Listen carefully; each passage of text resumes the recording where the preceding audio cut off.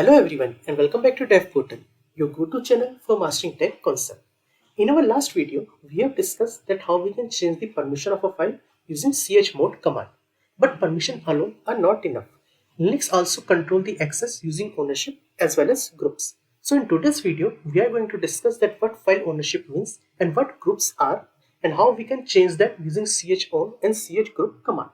So by the end of this video, you will have a clear understanding that how Linux will decide who owns a file and how we can change that very safely. So let's start our today's tutorial.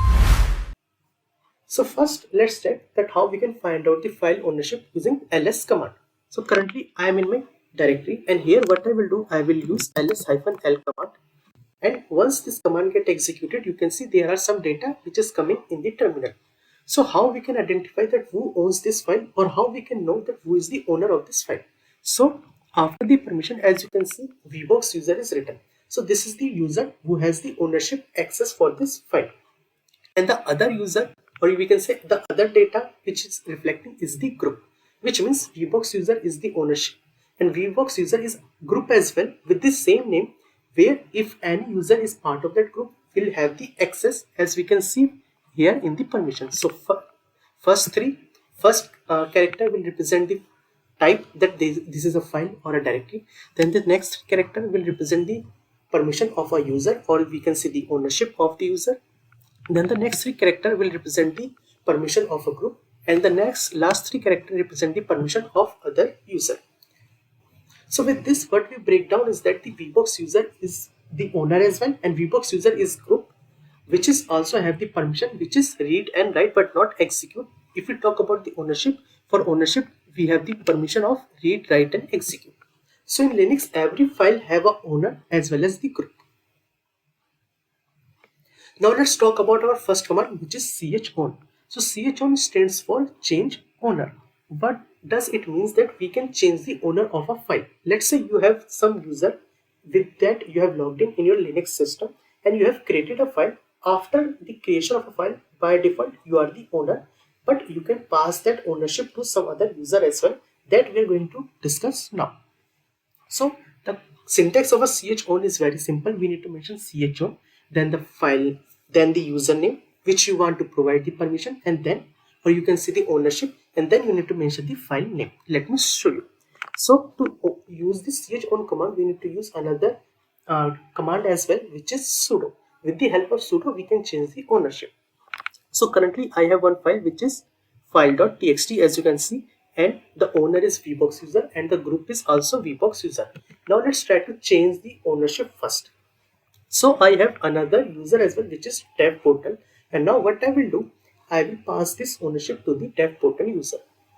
So I will write sudo. After sudo, I will mention the username, which is dev portal, not dev link. This is dev portal. And after that, I will mention the file name for which file I want to pass the ownership. Once I press enter, so dev portal command not found, it is saying. Okay, so I forgot to mention the chown, the main command. So I will write chown, and now I will execute this command.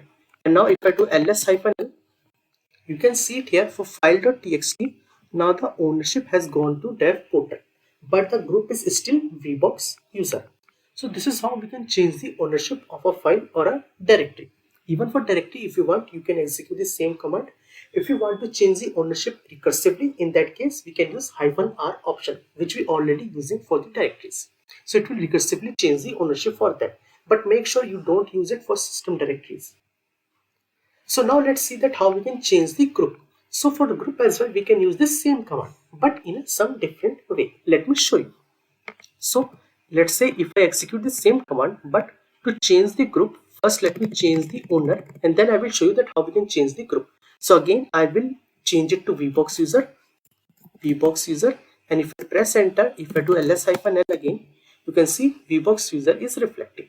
Now what I'm going to do, I will try to change the ownership as well as the group together. So first let me clear the terminal, and what I will do, I will write sudo.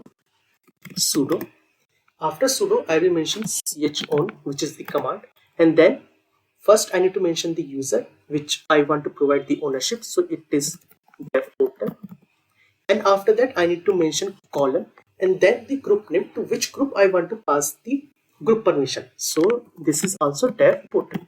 So dev portal is the user as well as the group which is present in the Linux system, in my Linux system. And then I need to mention my file name, which is file.txt. Once I press enter, now if I do ls-l, you can see the ownership as well as group has been changed to dev portal, which was earlier vbox user. So this is how we can use our chown command to change the ownership as well as group. Let's say if you want to change only the group, for that we have a separate command as well. Let me show you that as well. So again, what I will do, now I am going to use that command, which is chgroup. So with the help of chgroup command, we can change the group as well. So let me show you. So I will write chgroup and then I will mention the group name, which was vbox user. So I will write vbox user and then I will mention the file name, which is file.txt. Okay, it is saying operation not permitted because I forgot to add the sudo. So let me write it again, sudo and then chgroup, then vbox user and then the file name, which is file.txt. Now if I press enter, if I do ls-l again, you can see the user is dev portal, but now the group has changed to vbox user. So this is how we can use chgroup command to change only the group. And if you want to change the owner, you can use chown command. But if you want to change the group, there are two ways. Either you can use chown or chgroup command. Both you can use. So this is how we can change the ownership and group using chown and chgroup command. Now let me show you that how we can use this for the directory. So I have temp directory as well. And now what I will do, first let me show you what is inside this directory. So if I do cd temp and if I do ls, you can see there is a index.html file. If I do ls-l, you can see the user is vbox user and group is also vbox group. Now let me go to the parent directory again and let me create the terminal first. So what we are going to do, we are going to change the, let's say, ownership.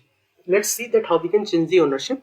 And what I will do, I will change it in a recursive mode, which means anything which is present inside this temp directory will also get impacted. So I will write sudo and then I will mention chown so that I can change the ownership and the owner will be dev portal. And then I will mention my directory, which is temp directory. And to change it recursively, I will mention one option, which is -r. Now if I press enter, if I do ls-l, you can see the ownership has gone to dev portal for the temp directory. And if I do ls-l, first let me go inside this temp directory and if I do okay. So now because you can see here permission denied is coming. Why?